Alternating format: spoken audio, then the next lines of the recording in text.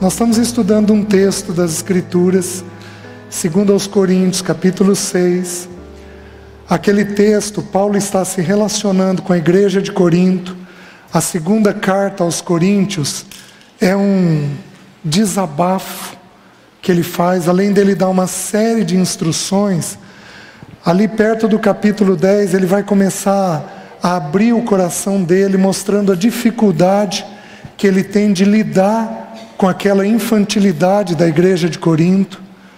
E quando ele começa a abrir o coração, no capítulo 6, ele diz assim: não tendes limites em nós, mas estáis limitados nos vossos próprios afetos.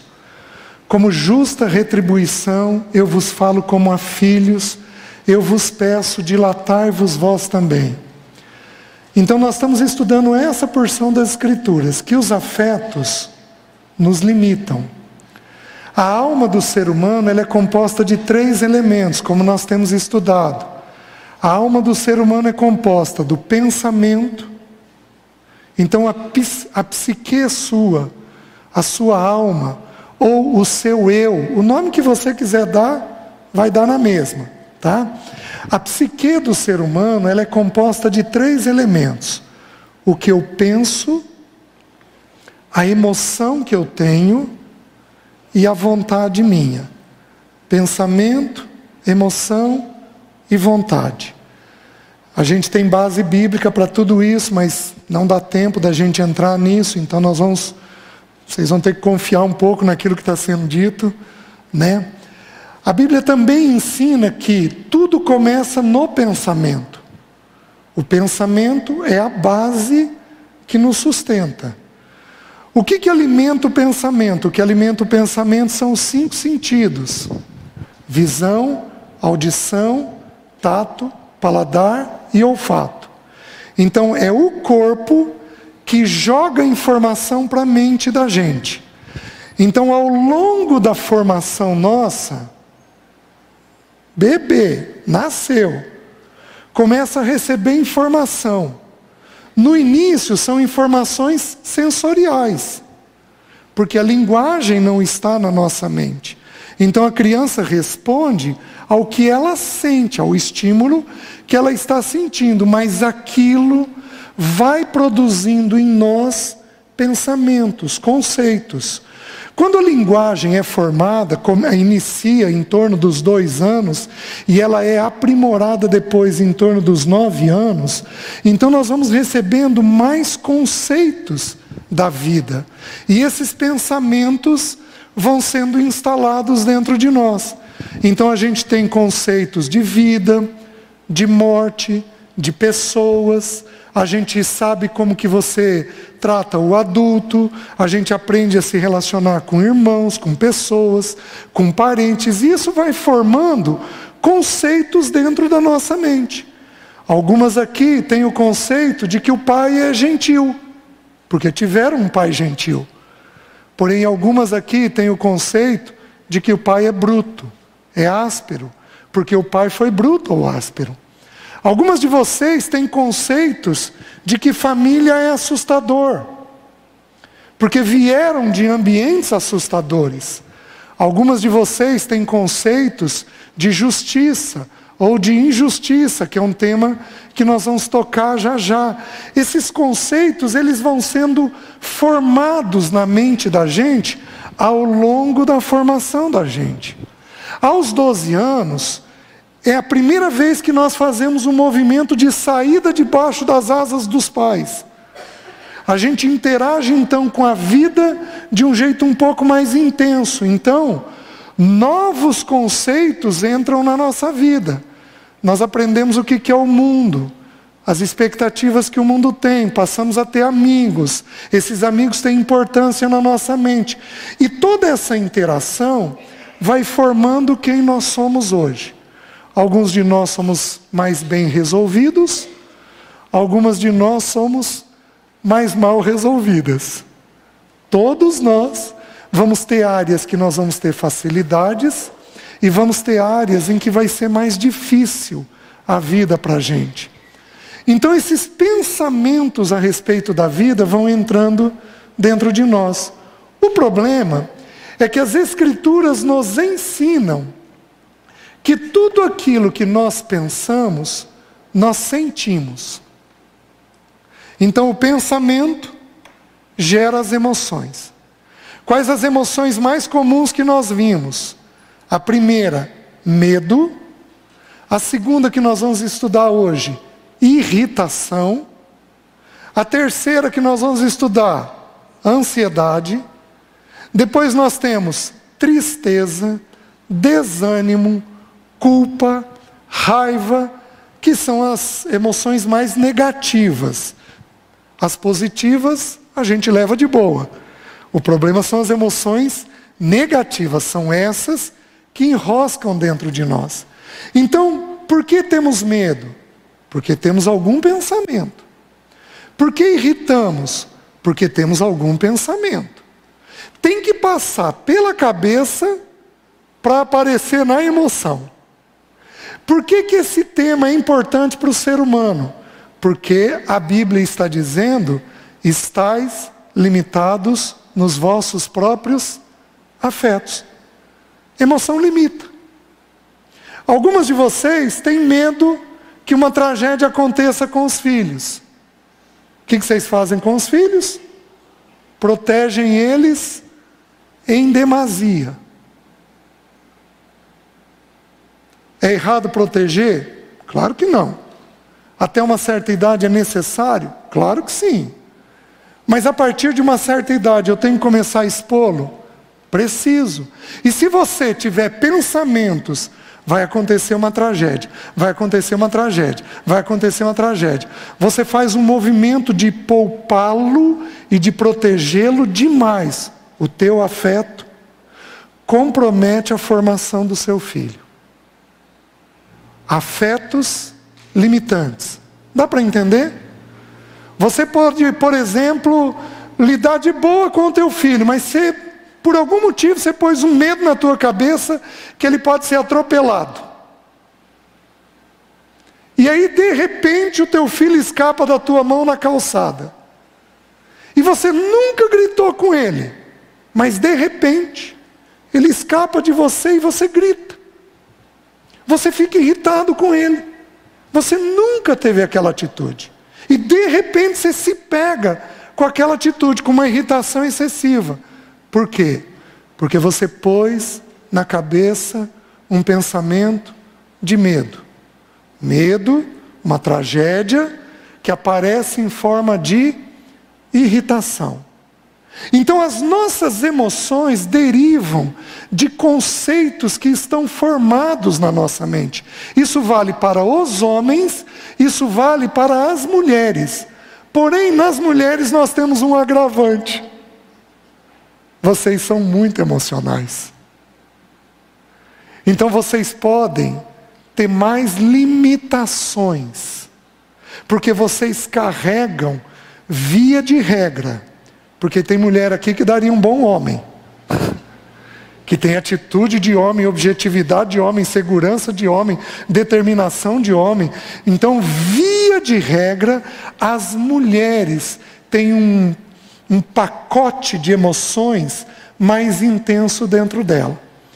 E aí, na semelhança do pai, que o filho escapou da mão, e ele sai correndo atrás e pega o filho com uma força maior do que nunca tinha feito, a semelhança desse pai, o pensamento, o medo de ser atropelado, gerou uma emoção, a irritação, que gerou uma conduta forte, agressiva. Porque é assim que a alma da gente funciona. Pensamento gerando emoção, que gera uma conduta. O que nós vamos estudar hoje? Nós vamos estudar o que é irritação e de onde ela vem. Primeira coisa que nós temos que entender. A irritação é uma emoção que, se não cuidada, vira um pecado. É como o medo. O medo é uma emoção que, se não cuidado, vira um pecado, porque ele paralisa a gente. Nós vimos isso no último estudo. Ora, o medo produz tormento. Nós vamos ver depois, se for possível, a ansiedade. A ansiedade é a mesma coisa. Ela é uma emoção. Ela não é pecado. O que é pecado na ansiedade? Andar ansioso. Sentir ansiedade não é pecado. Mas andar ansioso constitui pecado. É o que o texto bíblico diz. Então a irritação é uma emoção derivada de um corpo caído e de um mundo caído. Gente, isso daqui é cheio de pecado. Meu corpo é pecaminoso. Meu corpo é frágil. Eu nasci sem Deus. A vida é assustadora. Por isso que nós, em alguns momentos, reagiremos com irritação. Existe uma ira que não é pecado. Não abram ainda, mas Efésios 4:26, não precisam abrir. Diz assim: irai-vos e não pequeis. Então tem uma forma da gente ficar irado sem que a gente peque. Porém, via de regra, a nossa irritação constitui pecado dentro de nós. A gente ira de um jeito pecaminoso. A gente faz mal para os nossos. Vamos dar uma olhadinha na natureza da palavra. Nós temos no Velho Testamento algumas palavras no original hebraico para definir a palavra irritação. Para nós vai aparecer quase tudo como ira, raiva, indignação. Aparece traduzido dessa forma, mas nós temos pelo menos 5 palavras no hebraico para traduzir a palavra ira para nós. No hebraico significa calor, esquentar. É bem isso, né? De vez em quando o clima esquenta. Esquentou é porque está tendo irritação. Mas não significa só isso. Significa também veneno, peçonha. Então, uma atitude venenosa que eu tenho para com o outro. Por quê? Porque na ira nós falamos coisas que não correspondem à verdade, que são venenosas para machucar e destruir alguém.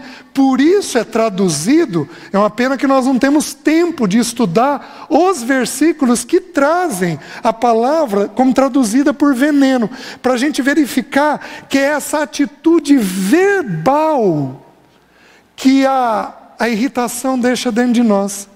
Alguém aqui já foi venenoso com os seus? Levanta a mão. Vocês estão entendendo? Gente, a Bíblia é a Bíblia. Ela é linda. No Novo Testamento nós temos 3 palavras para descrever a palavra ira. A primeira delas é uma palavra chamada orde. Essa palavra significa mau humor, irritação, um mal-estar. Então, orde significa aquela pessoa mal-humorada. Sabe aquele filho que você tem que acorda azedo? Ele tem chance de ter orde. Ele tem chance de ter uma atitude de irritação para com a vida, de mau humor para com a vida. Então a primeira palavra descrita é essa, é aquele mau humor. Essa atitude, ela é contínua, ela dura dias, semanas ou às vezes meses dentro de uma pessoa. E se a gente não cuidar, ela pode ficar num estado meio crônico. E a pessoa ter essa atitude constantemente com os outros. Então a primeira palavra é orde. A segunda é thumos. Essa palavra é interessante, porque thumos significa uma explosão de raiva. Então é aquela meia hora em que você sai de si. E se não cuidar, você toma vingança. Você bate boca, você explode, você não se contém, você não aguenta, você precisa pôr para fora tudo isso. Isso costuma aparecer nos homens, no futebol, costuma aparecer no trânsito. Aquela explosão que você tem, de repente você está batendo boca, você está xingando, você está fazendo coisas que não são habituais dentro de você. 20 minutos depois, meia hora depois, você é outra pessoa. Voltou a um estado normal. O problema é que esta palavra, quando ela aparece pela primeira vez no Novo Testamento, sabe quando que ela aparece? Quando Herodes ficou furioso com os magos, porque eles não vieram falar onde Cristo havia nascido, e ele mandou matar todas as criancinhas de 2 anos para baixo. Esta raiva mata. Esta raiva mata o casamento. Porque eu não aguento, eu não quero mais saber, chega disso. Meia hora depois, passou tudo. Mata o casamento, mata a psique, porque você pode falar coisas que não correspondem à verdade. Pode matar literalmente alguém. Então, esta palavra, ela tem uma explosão, ela tem um ciclo pequeno. Ela explode, a pessoa volta ao normal, porém o estrago que ela faz naquela meia hora é um estrago muito grande. Vamos dar uma olhadinha na Bíblia, o que a Bíblia ensina, de onde provém. Como nós estudamos, o medo é produzido por qual pensamento? Quem lembra? Solidão, ausência da paternidade. Se sentiu só, vai ter medo. Por isso que o filho pequeno, ele rola na cama, ele chora, ele corre para a tua cama, deita e dorme. O sono do justo. Por quê? Porque ele está sentindo a presença do pai e da mãe. Sentiu a presença, o medo dissipa. Se sentiu sozinho, o medo aparece. Então o que produz o sentimento do medo? O pensamento da solidão. E a irritação? Como nós vimos, nós temos que olhar a primeira vez que aparece nas Escrituras. Abram, por favor, Gênesis capítulo 4. De 1 a 7. Coabitou o homem com Eva, sua mulher. Esta concebeu e deu à luz a Caim. Então disse: adquiri um varão com auxílio do Senhor. Depois deu à luz a Abel, seu irmão. Abel foi pastor de ovelhas e Caim lavrador. Esta palavra lavrador significa escravo da terra. Ele não era um lavrador, um agricultor comum. Ele era um escravo daquilo que ele estava produzindo. Aconteceu que no fim de uns tempos trouxe Caim do fruto da terra uma oferta ao Senhor. Abel, por sua vez, trouxe das primícias do seu rebanho e da gordura deste. Agradou-se o Senhor de Abel e de sua oferta, ao passo que de Caim de sua oferta não se agradou. Irou-se, pois, sobremaneira Caim, e descaiu-lhe o semblante. Então lhe disse o Senhor: por que andas irado e por que descaiu o teu semblante? Se procederes bem, não é certo que serás aceito, mas se procederes mal, eis que o pecado jaz à tua porta e a ti cumpre dominá-lo. Vamos parar aqui. Essa história tem uma interpretação. A oferta de Abel nos fala, ele matou um animal para ser aceito pelo Senhor. Quem era aquele animal? Cristo. Porque nós somos aceitos por Deus por causa do sangue de Cristo. E a oferta de Caim fala das nossas obras, das nossas justiças próprias. Não, mas eu faço isso, eu faço isso, eu faço isso, eu faço aquilo outro. Então a gente tenta ser aceito pelas nossas obras, o que a Bíblia condena. Por isso que Hebreus vai dizer que a oferta de Abel nos fala até hoje. Porque ele confiou naquele animal que tinha sido morto, em Caim. Então esta é a exegese do texto, não tem outra. Agora, eu vou fazer uma aplicação do texto. Eu vou olhar o conteúdo emocional do texto. O texto ensina que ambos trouxeram uma oferta. E que um foi aceito e outro não. O que irrita? Num primeiro momento, o que irrita é não ser aceito. Guarda isso, porque isso é uma constância nos nossos problemas emocionais. A aceitação é a base da construção de uma autoestima equilibrada. A autoestima, a personalidade, ela vem em cima da aceitação. Teve uma boa aceitação, é uma pessoa equilibrada. Não teve uma boa aceitação, vai ser uma pessoa descompensada de alguma forma. Os pais não souberam lidar com a aceitação, vai descompensar. A aceitação é a palavra-chave para educar filhos. Essa palavra é tão significativa que a Bíblia diz que Jesus desceu a nós cheio de graça. Sabe o que significa a palavra graça? A aceitação.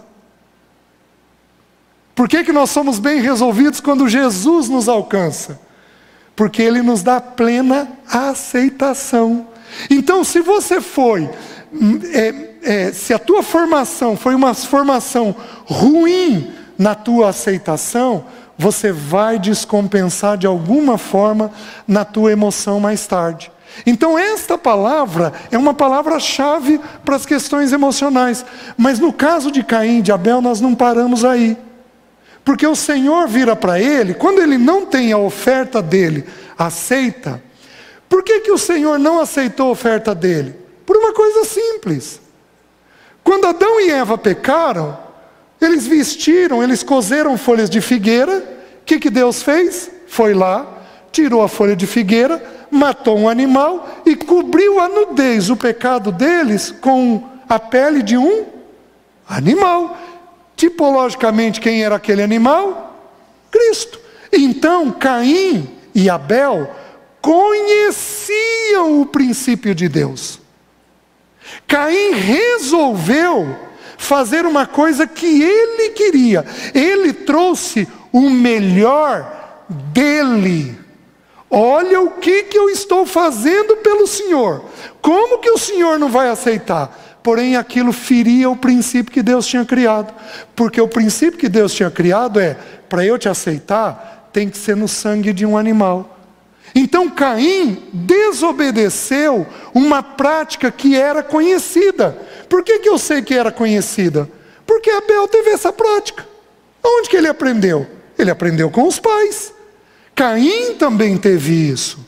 Porém, ele não seguiu isso.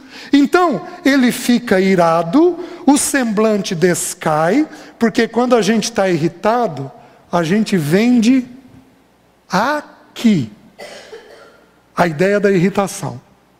O semblante nosso mostra que a gente não está bem.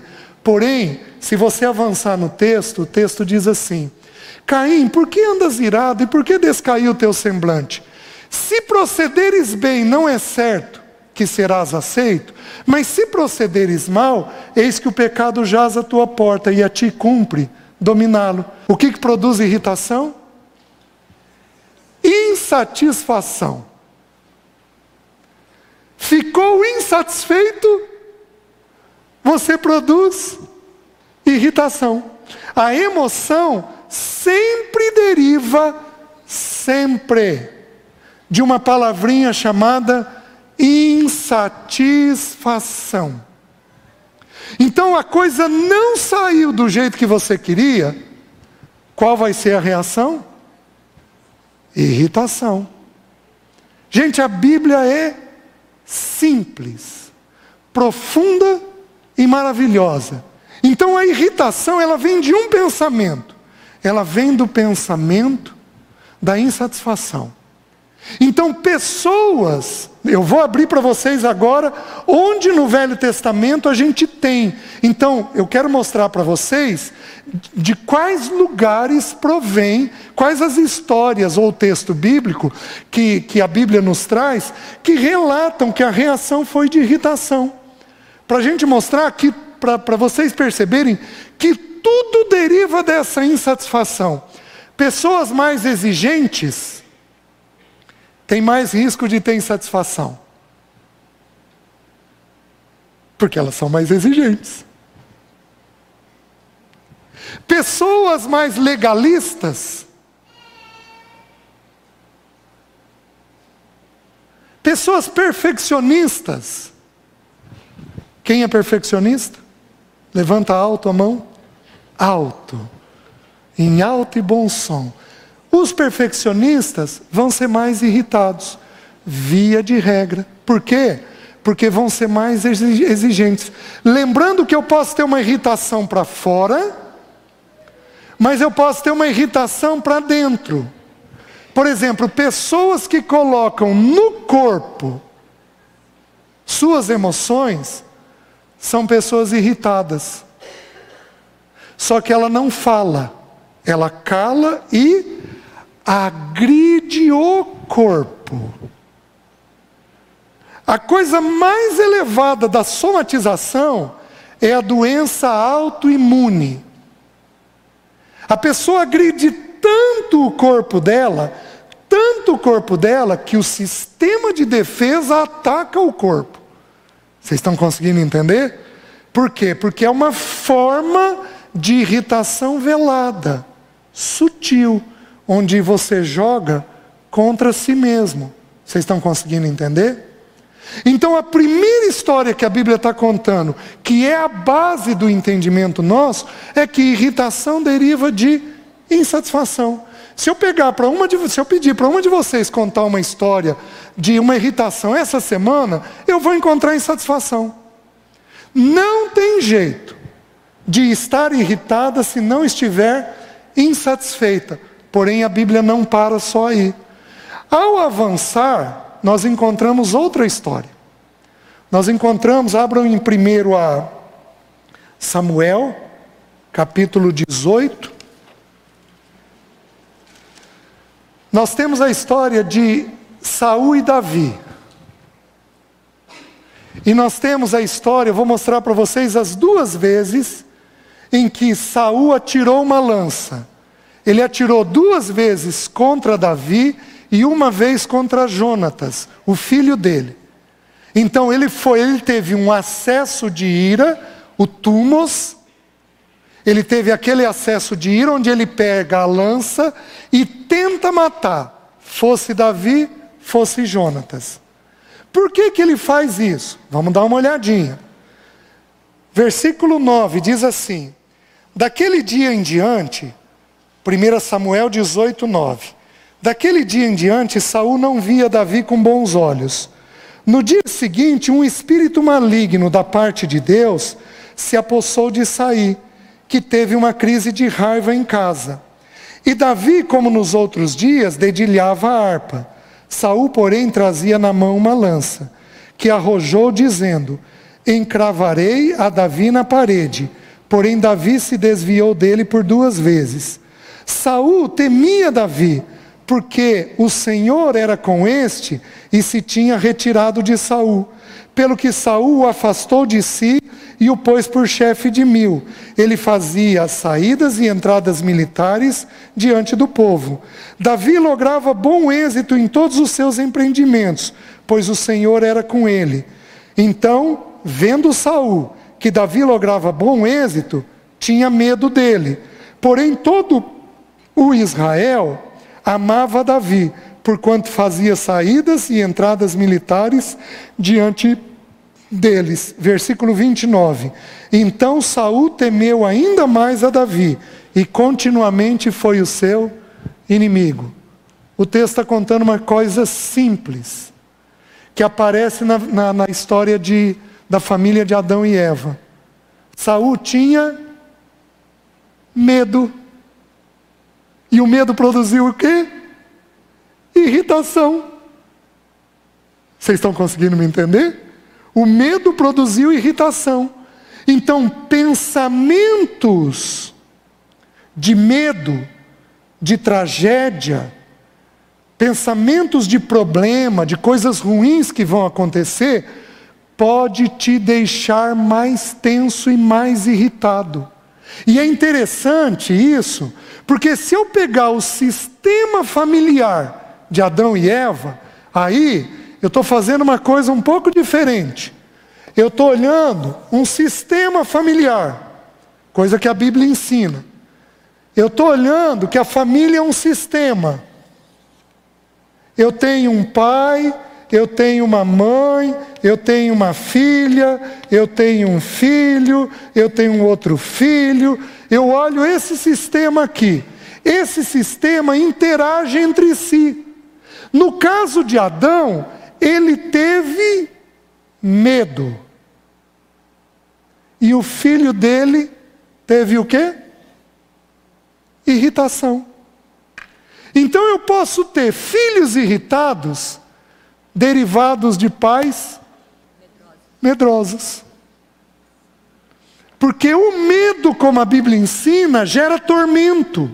Ora, o medo produz tormento. Logo, aquele que teme não é aperfeiçoado no amor. Vamos pegar como exemplo uma mulher controladora. Ela controla tudo dentro de casa. Ela sabe onde está tudo.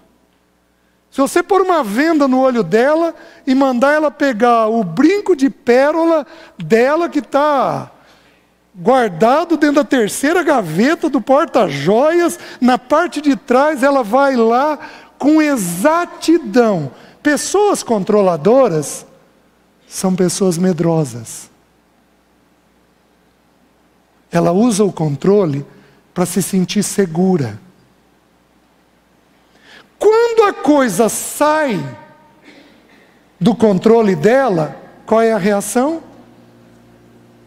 Irritação. Ela passa a ter uma atitude mais irritada, porque ela não está dando conta de lidar com aquilo. Porque ela precisa ter um controle absoluto das coisas. Queridas, medo pode produzir irritação dentro de nós. O exemplo que eu dei para vocês da calçada e do filhinho correndo na calçada e talvez com risco de ir para a rua, é um exemplo bem claro. Diz daí, o pai, fica aqui menino, como é que você sai daqui? Imagina um filho teu quando você perde ele numa espoingá.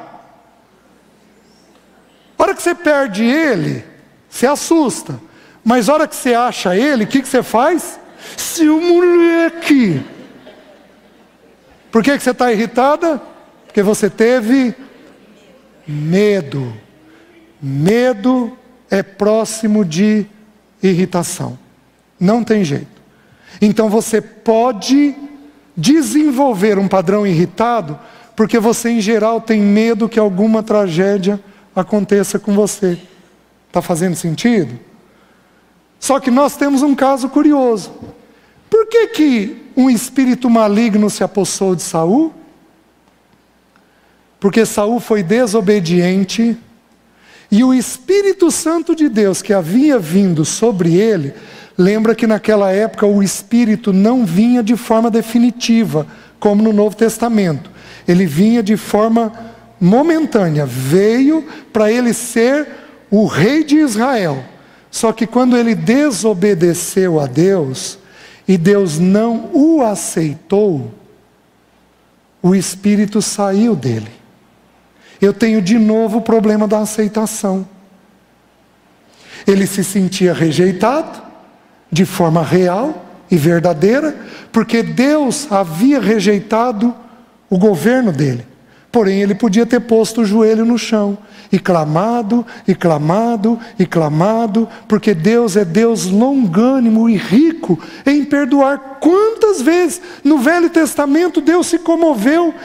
Deus não suporta um joelho no chão arrependido. Ele vem e assiste a pessoa. Ele não fez isso. Ele viveu como alguém ferido e desprezado. Ele não buscou Deus da maneira adequada. Então ele também teve um problema de aceitação. Aceitação, faltou aceitação, irrita. O que mais a Bíblia conta? Vamos um pouquinho mais. Abram em Provérbios, capítulo 6, versículo 34. Aqui está contando de uma mulher que é adúltera. Capítulo 6, versículo 34. O texto diz assim: porque os ciúmes excita o furor. Então, uma terceira coisa que produz irritação: ciúmes. Ciúmes produz ira. Vocês sabiam que 60% dos crimes de arma branca, sabe o que é arma branca? Arma branca é tudo aquilo que não é revólver. É porrete, é faca, é lança, qualquer outra coisa. 60% dos crimes de arma branca são cometidos por pessoas ciumentas. Tumos. Uma irritação que mata. Por que que o feminicídio está em alta no nosso país? Porque os homens não têm mais valor algum. Eles não desenvolvem valor. Tá difícil de achar homem bom. Homem trabalhador, homem seguro, com boa autoestima, equilibrado, está difícil de achar. Está ficando uma geração de homens muito fracos, muito frágeis. Aí eles vêm, se apegam a alguém que dá aceitação para eles, e se essa pessoa se afasta, eles perdem a aceitação. Ficam enciumados e matam. Ira. Tudo ligado à questão da aceitação. Tudo está explicado nas Escrituras. Então, os ciúmes é outra coisa que produz irritação dentro de nós. Lembrando que eu não tenho ciúmes só de pessoas. Eu posso ter ciúmes de tempo. Eu posso ter ciúmes de objetos. Eu posso ter ciúmes de uma condição. Ciúmes, inveja, que vem tudo meio no mesmo pacote, produzindo dentro de nós irritação. Que outra coisa produz irritação? Abram em Eclesiastes, capítulo 7, versículo 16. Avança um pouquinho aí. Eclesiastes 7,16. Não sejas demasiadamente justo, nem exageradamente sábio. Por que te destruirias a ti mesmo? Que outra coisa produz irritação? A palavra ira não aparece aí, mas eu vou explicar o texto. O texto está falando de uma pessoa muito correta, demasiadamente justa. Sabe aquela pessoa que põe tudo em ordem? Ou aquela pessoa que quer uma conduta daquela forma? Aquela pessoa que é muito exigente. A pessoa muito exigente, ela é difícil de agradar. Porque o nível de exigência dela está aqui. Quando Jesus desceu a nós, ele desceu cheio de aceitação. Então ele olhou a Maíra e falou assim: meu Deus. Bom, ele não falou isso. Ele virou e falou: eu preciso tratar os 30 pecados dela. Porém, de que jeito que eu vou começar? Não vou tratar nenhum. Eu vou atrair ela até mim. Ele começa com plena aceitação. Ele não tem exigência nenhuma. Ele apenas atrai a Maíra até ele. E uma vez que atraiu a Maíra até ele, dos 30 pecados vai pegar 1 ou 2. E vai devagarzinho tratar esses 2. Tratou esses 2, vai avançar com mais 1. Então, pessoas muito exigentes são pessoas que irritam com mais facilidade. Está fazendo sentido para vocês? Porque não tem esse espírito leve da graça, da aceitação que a gente precisa ter. As irmãs estão entendendo? Então, se você é perfeccionista, é rígida, é exigente, vamos lembrar de uma coisa. A palavra de Deus é muito criteriosa. Nós precisamos obedecer. Nós precisamos de irmãos com peneira estreita para nos ensinar a viver o Evangelho. Porém, nós temos que fazer isso com um coração gracioso, tendo plena aceitação pela realidade, pelo momento de cada pessoa. Vocês estão conseguindo entender? Vou um pouquinho mais. Então, pessoas muito rígidas, muito exigentes, elas vão cair nisso. E aí, como o texto diz, ela vai se autodestruir. Por que te destruirias a ti mesmo? O que ela está falando? Depois de uma crise de explosão, você vai ter uma série de problemas. Está fazendo sentido para as irmãs? Vamos um pouquinho mais. Abram em Romanos, capítulo 1, capítulo 4, versículo 15. Romanos 4, 15. Que outra coisa produz ira? Que outro pensamento? Então, eu estou colocando para vocês o pensamento da insatisfação, o pensamento do medo, daquilo que gera o medo. Estou colocando para vocês o pensamento da rigidez, da exigência, o pensamento dos ciúmes. Tudo isso irrita. Agora, Romanos 4,15 diz assim: porque a lei suscita ira. A lei desperta a ira. Então, pessoas muito legalistas, muito exigentes, vêm de acordo com Eclesiastes. Pessoas com muitas normas. Gente, a Bíblia é tão singular, porque a lei foi cumprida na Bíblia. E nós saímos de uma lei para uma coisa mais elevada. Nós entramos num princípio. Nós saímos da norma e entramos num princípio. A norma diz assim, assado dessa forma. Porém, o princípio ele é mais abrangente. Ele é mais elevado. Ele traz dentro dele a graça de Deus. Então, o que acontece? Pessoas, de novo, legalistas ou exigentes, muito moralistas, não levanta a mão, mas vai ter mulheres aqui moralistas. Você fez isso? O pecado tem que impactar, mas não de forma moral, com moralismo. O moralismo indica que aquele tema não está tratado dentro de nós. Então eu exijo algo da pessoa que eu próprio ainda não me resolvi diante daquilo. Então eu sou moralista naquilo. Está dando para entender? Pessoas moralistas são pessoas mais críticas. Você pega um ou outro pregador inflamado sem graça, apontando o dedo sem a graça de Deus. Você pode investigar, que vai ter um perfil distorcido lá dentro dele de alguma coisa. Então essa coisa moralista, legalista, suscita a lei. E aí a última coisa, antes de eu encerrar para vocês.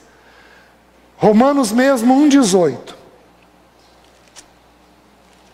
Diz assim: a ira de Deus se revela do céu contra toda a impiedade e perversão dos homens que detêm a verdade pela injustiça. O que produz a ira de Deus? Injustiça.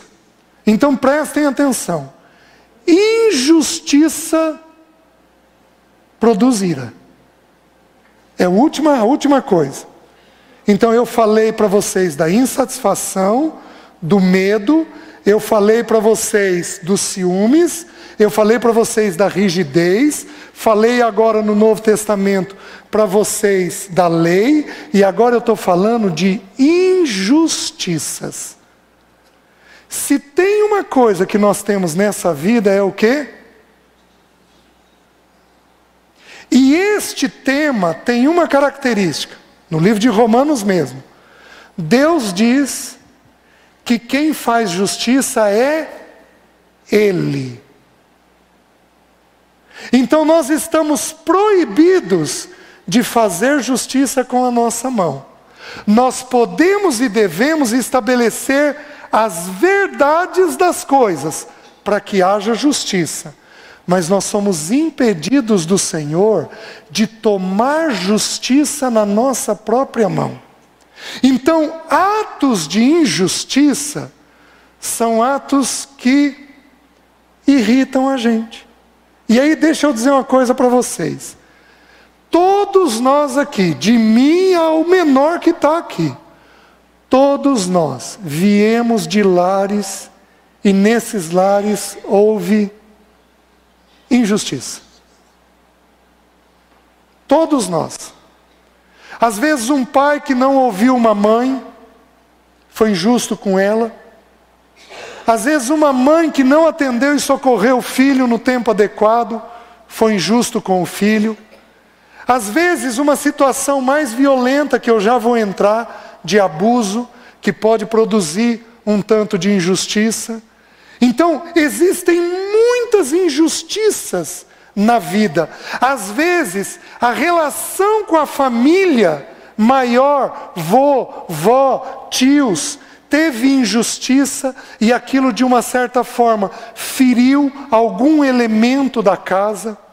Um pai ou uma mãe que deram mais atenção para um do que para outro e foram injustos com o outro. Deram demais para um e deram de menos para o outro. E tiveram um padrão de injustiça. Entrou injustiça, a ira se revela e se manifesta. Vocês estão conseguindo entender?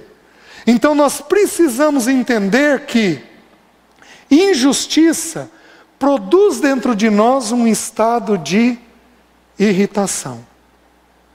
Vocês estão entendendo? Das injustiças que existem, o abuso é o que mais maltrata. Nós temos 5 abusos: o sexual,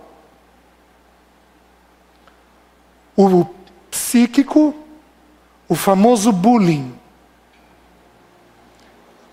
O pai e a mãe: você não vai dar nada, você não presta, você não serve para nada, você é um imprestável. Isso é um abuso psíquico, onde eu estou denegrindo a psique da pessoa, colocando a psique lá para baixo. O abuso emocional, quando a criança é exigida numa tarefa que ela não pode. Nós temos o abuso físico, quando a criança é agredida de um jeito errado, porque nós temos que disciplinar, mas quando ela é agredida, isso é um abuso físico. Nós temos o abuso de privação, quando você tem condições de dar algo para a criança, mas você priva ela de coisas básicas: comida, afeto, saúde. Você priva ela daquilo que é elementar, você tendo condições de dar. Tudo isso inflama o coração do injustiçado. Mas inflama o coração do injustiçado. Algumas de vocês foram fartas de injustiça. Por isso que correm o risco de ter um padrão de irritação. O padrão de irritação nosso pode ser num tema. Estudo. Pessoa sofreu bullying na escola. Ela não dá conta de sentar, na vida adulta, de sentar num banco para estudar de novo. Por quê? Ela não suporta, porque ela foi altamente irritada no período de formação dela. Sofreu bullying com aquilo. A mente trava, não consegue aprender, não consegue avançar, porque já teve uma saturação de injustiça e, derivado disso, a irritação. Vocês estão conseguindo me entender? Eu vou falar de um jeito muito objetivo, a gente tem pessoas mais novas no nosso meio, então eu vou falar de um jeito muito objetivo. Eu vou dar um exemplo. Quando uma pessoa é injustiçada, ela tem um de dois movimentos. Ou ela paralisa e se sujeita à injustiça, e na vida adulta, de que jeito que isso aparece? Ela tem dificuldade de dizer não. Pessoas que sofreram abuso ou uma injustiça demasiada, elas podem desenvolver uma dificuldade de dizer não. Não vou perguntar aqui quem tem, mas nós vamos ter muitas irmãs aqui com essa dificuldade. Mas ela pode ter uma outra reação. Então, na injustiça, ela paralisou. Ela paralisa. E aí ela se submete àquela injustiça. Mas ela pode ter uma segunda reação. Na injustiça, ela fica contida.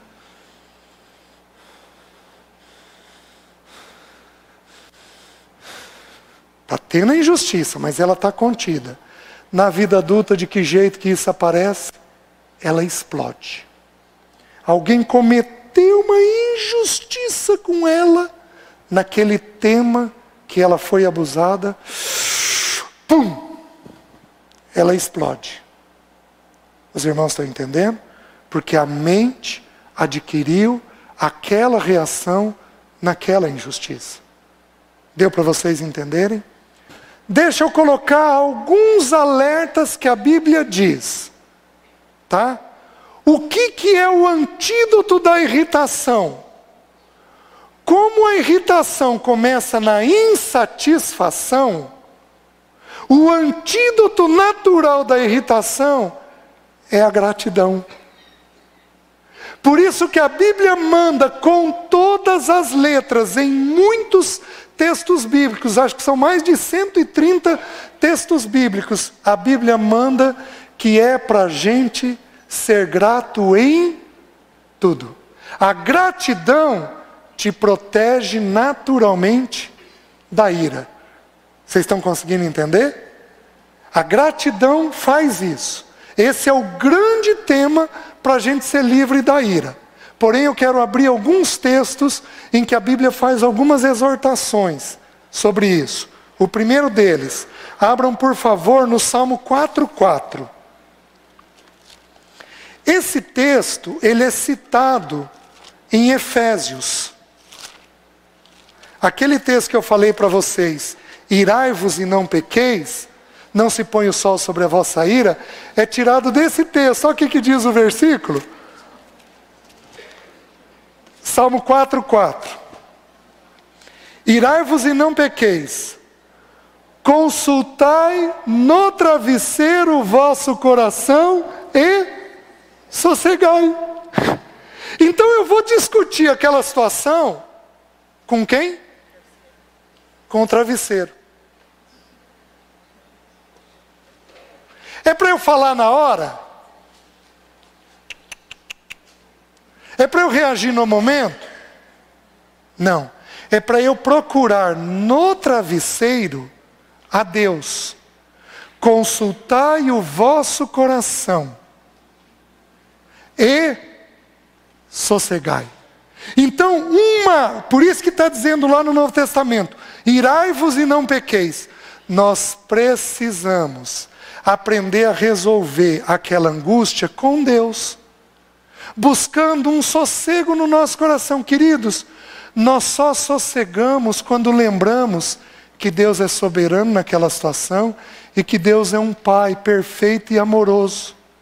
Se você olhar a soberania de Deus e a paternidade de Deus, você encontra sossego no seu coração.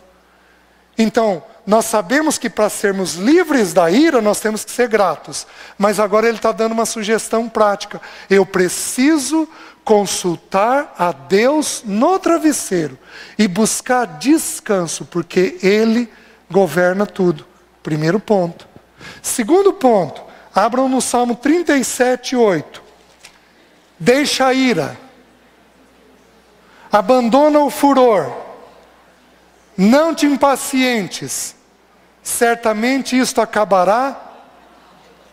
Então ele está dizendo que nós é o que Deus falou para Caim. Caim, Deus veio até Caim. Presta atenção. Na ira, Deus vem até você. Ele te ajuda a entender aquela situação. Ele vem até você porque ele veio até Caim. Mas ele virou para Caim e falou assim: a ti cumpre dominá-lo. Você tem que dominar essa emoção. Ele está dizendo para nós aqui que eu tenho que ter uma atitude de deixar a ira, deixar o furor, não me impacientar. Aliás, impaciência é uma forma de irritação. E qual é a primeira característica do amor? O amor é...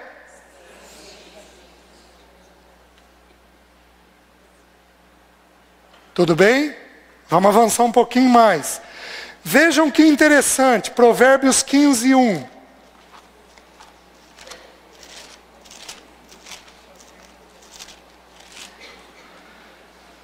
O que diz em Provérbios 15, 1?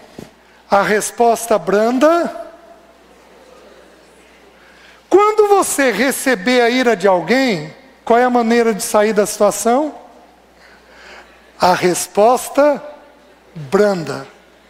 Desvia o furor. Você quer ver outra coisa interessante? O 15, 18. O homem iracundo suscita contendas, mas o longânimo apazigua a luta. Que outra atitude combate naturalmente a irritação? O longo ânimo. O que é longânimo? Longo ânimo. Então, Deus vira para Maíra, respira fundo e vai ter um longo ânimo. Porque Deus vai pedir coisas para ela que ela vai levar 1, 2, 3, 4, 5, às vezes 10 anos. Então por que Deus não se ira contra a Maíra? Porque Ele tem um longo ânimo com a Maíra.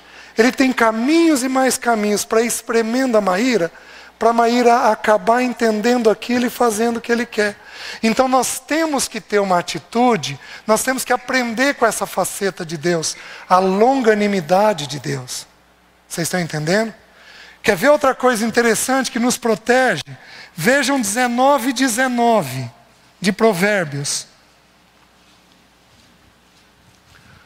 Homem de grande ira. Está falando de gente que tem uma ira grande. Tem que sofrer o dano, porque senão virá a fazer de novo. Então aqueles aqui que têm uma nota 7 para cima na irritação, o que Deus vai ter que fazer com vocês? Vai ter que fazer vocês sofrerem o dano.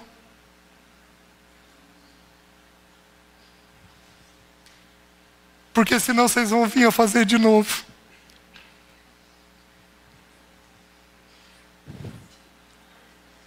É assustador? É o jeito que Deus trata. Porque se Deus não contém essa pessoa, ela vai parar onde? Vai sentar a mão no rosto de um filho? Vai parar onde? Vai privar de coisa essencial? Gente, ira tem que ser contida. Porque se a ira não for contida, aonde é que nós paramos? Então Deus usa como estratégia o dano. Aquela pessoa sofre um dano para ela entender que ela não pode agir daquela maneira. Está fazendo sentido? Vejam mais. Vejam Provérbios 21, 24. Quem aqui é gozador? Quem aqui é irônico? Levanta a mão.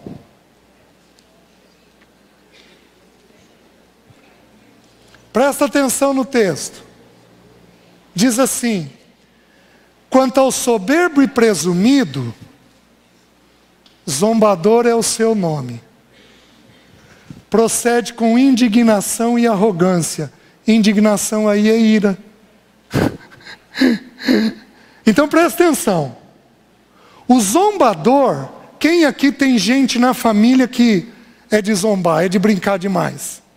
Toda família tem alguns assim. Presta atenção. O zombador, o texto está dizendo que ele é soberbo, que ele é presumido, ele se acha, A maneira pela qual aparece a zombaria, porém procede com indignação e arrogância. Ele é arrogante, mas ele é indignado, ele é irritado. Uma das maneiras da ira da gente aparecer é a zombaria. Então, gente zombadora, gente brincalhona, gente que belisca, muito pode ter esta atitude de ira dentro dela, esta indignação dentro dela. Está fazendo sentido? Aí mais um texto, Provérbios 22, 24 e 25. Eu estou terminando. Olha a importância desse texto agora. Agora tem um pouco de incerteza de como proceder. Provérbios 22, 24 e 25. Não te associes com o iracundo, nem andes com o homem colérico, para que não aprendas a sua vereda e enlaces a tua alma. A Bíblia está ensinando aqui uma coisa. Está ensinando que irritação contamina. Só tem 2 pecados na Bíblia de contaminação. A amargura, pelo menos que eu conheço. A amargura, gente crítica, gente amarga, contamina. Primeiro, Hebreus 12 vai dizer para que muitos não sejam contaminados, falando da amargura. E a ira, a cólera. O texto bíblico está dizendo que não ande com a pessoa irritada, com a pessoa iracunda, para que você não aprenda o seu caminho. Porém, aqui nós vamos ter um problema. E as mulheres casadas com homens irritados? O que nós vamos fazer? Separar? Vocês não vão me virar agora? Querido, resolvi meu problema com você. A Bíblia diz que não é para andar com você. O César sugeriu que é para separar.